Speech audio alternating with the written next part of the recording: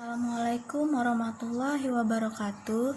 Nama saya Parasti Versa, NIM 0309192061 dari Tadris IPS 2 semester 4.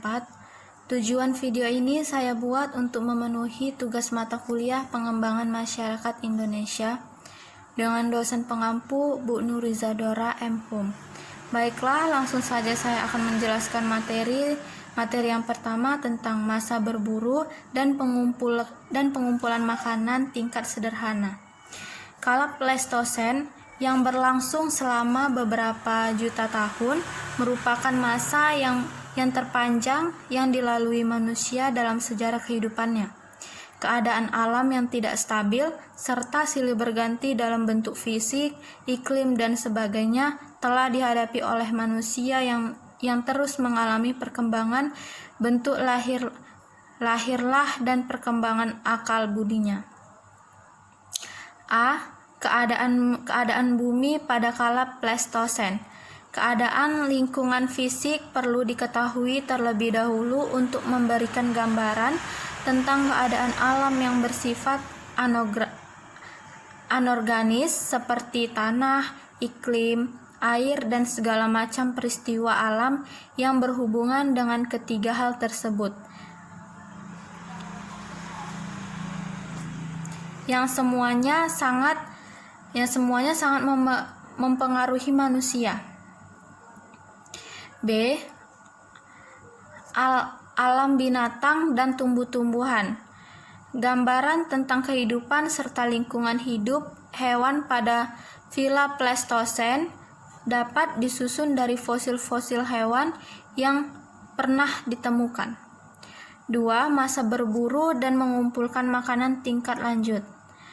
Pada masa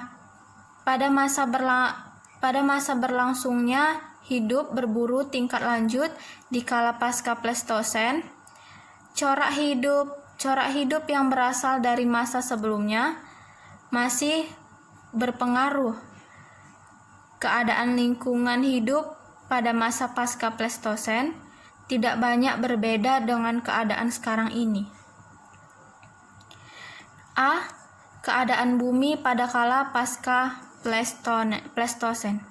Masa glasial Wurm diperkirakan berakhir 20.000 tahun yang lalu. Pada kala pasca Pleistosen, kegiatan gunung api, gerakan pengangkatan dan pelipatan masih berlangsung terus. B. Alam hewan.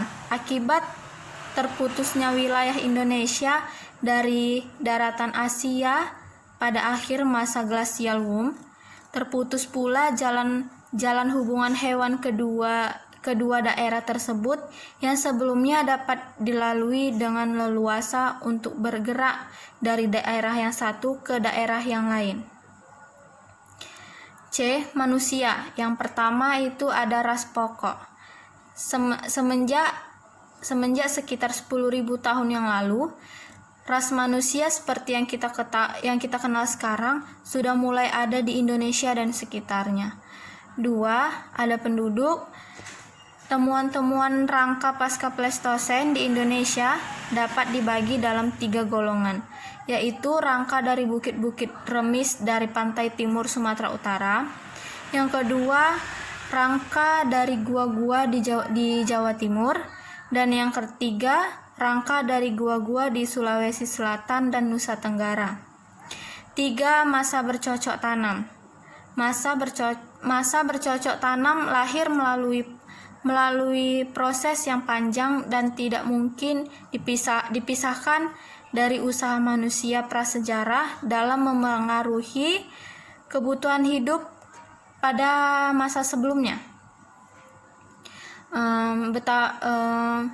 Betapa budaya yang sangat lambat dan memakan waktu yang amat panjang.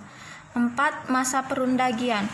Masa akhir prasejarah di Indonesia atau yang lazim disebut masa logam oleh H.R. van Heckern disebut The Bronze Stone Age.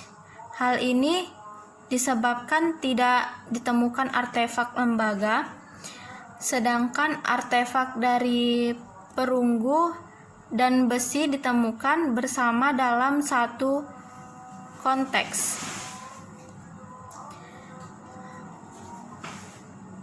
Kemampuan membuat alat. Sisa-sisa kehidupan Pleistosen menunjukkan kemampuan manusia yang terbatas dalam memanfaatkan bahan-bahan yang disediakan oleh alam sekitarnya. Alat-alat keperluan hidup dibuat dari kayu, batu, dan tulang dengan pembuatan yang sederhana, sekedar memenuhi tujuan penggunaannya. Sekian penjelasan dari saya. Maaf jika ada salah kata. Saya akhiri. Wassalamualaikum warahmatullahi wabarakatuh.